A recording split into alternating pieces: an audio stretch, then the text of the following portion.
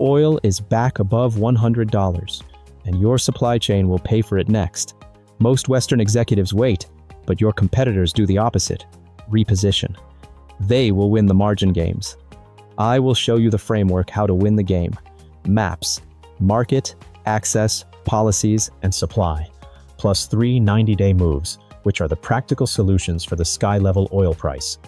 I'm Adi Choi, strategic advisor and an official mentor appointed by the government.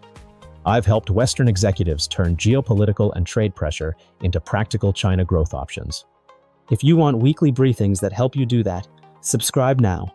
This channel is built for CEOs, executives, and business leaders who need strategy, not news. This is not just an oil story. It is a margin and cash flow story. And now it is a boardroom story. Reuters reported Brent closed at $103.14 on March 13, 2026. Vanguard warned that if oil and gas disruptions persist, the spillovers become increasingly stagflationary.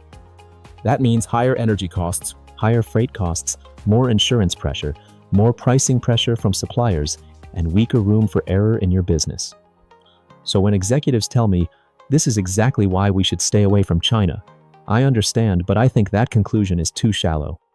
Because the smarter question is not, is the world more risky? Of course it is. The smarter question is, which business system gives me more options when the world gets more risky? And that is where China becomes strategically relevant again. China is not immune to energy disruption. It still imports heavily, and recent Reuters reporting shows Beijing is actively managing domestic fuel supply and refining pressure in response to the current shock.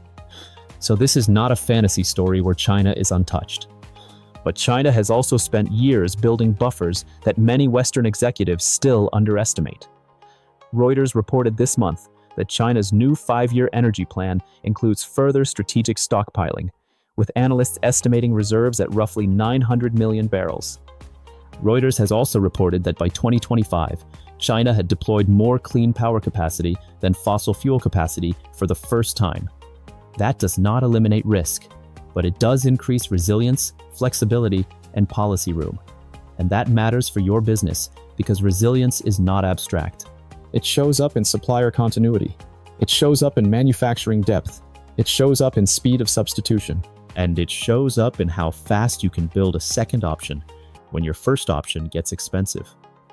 Where are you feeling the pressure first? Energy, freight, financing, or customer demand? Comment below, because that answer tells you where your China strategy should start. Now let me give you the framework. I call it MAPS. M is for market. Most executives still talk about China only as a supply base. That is outdated thinking. For the right business, China is also a demand market, a partnership market, and a platform for broader Asia positioning. If your home market is slowing or becoming politically noisy, you need to ask whether China is part of your next growth map, not your old one. This is where many foreign firms get it wrong.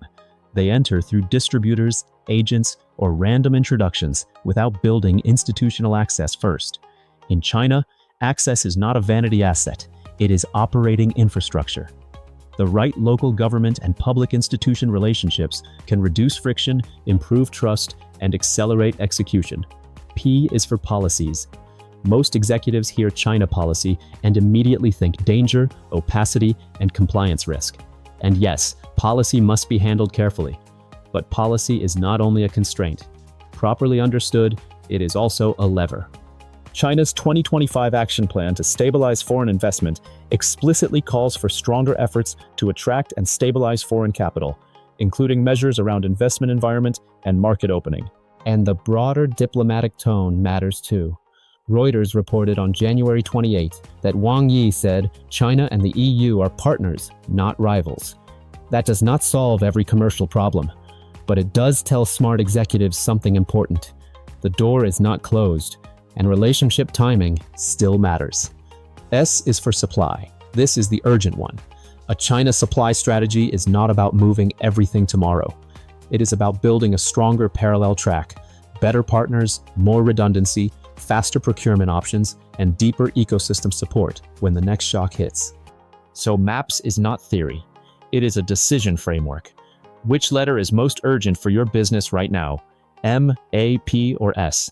Put it in the comments and tell me why. Now let me give you the 3 moves I would make in the next 90 days. Move 1. Map your real exposure. Not in general language, not in boardroom slogans, in detail. Where are you exposed to energy costs? Where are you exposed to logistics disruption? Where are you exposed to tariff, policy, or single supplier concentration? Move 2. Choose 1 China objective. Not 5. 1. Do you need a supply chain backup? A China market entry path? Policy clarity? Government and institutional access? Or pre-vetted suppliers and partners? Move 3. Run a structured diagnostic before you make a large move. That is exactly why I built the STAR diagnostic. It helps executives see where they stand across market, access, policies, and supply, and what their next sensible move should be in the next 90 days. It is much better than reacting emotionally to headlines. Is China risky? The real question is, am I using China's preparation to give my business an edge before my competitors do? To help you answer that, I've created a short China Opportunity Diagnostic for Western executives. When you click the link below this video, you'll answer a few focused questions about your business. Based on your answers, my team and I will send you a personalized strategic analysis where China can unlock billion-level opportunities in your sector and a practical roadmap for how to enter or expand safely. Oil above $100 did not create your strategic weakness. It exposed it. The executives who win will be the ones building better options now, in market, in access, in policy understanding, and in supply resilience. I'm Adi Choi. I help Western executives turn geopolitical stress into practical China growth strategy. If this perspective is useful to you, subscribe.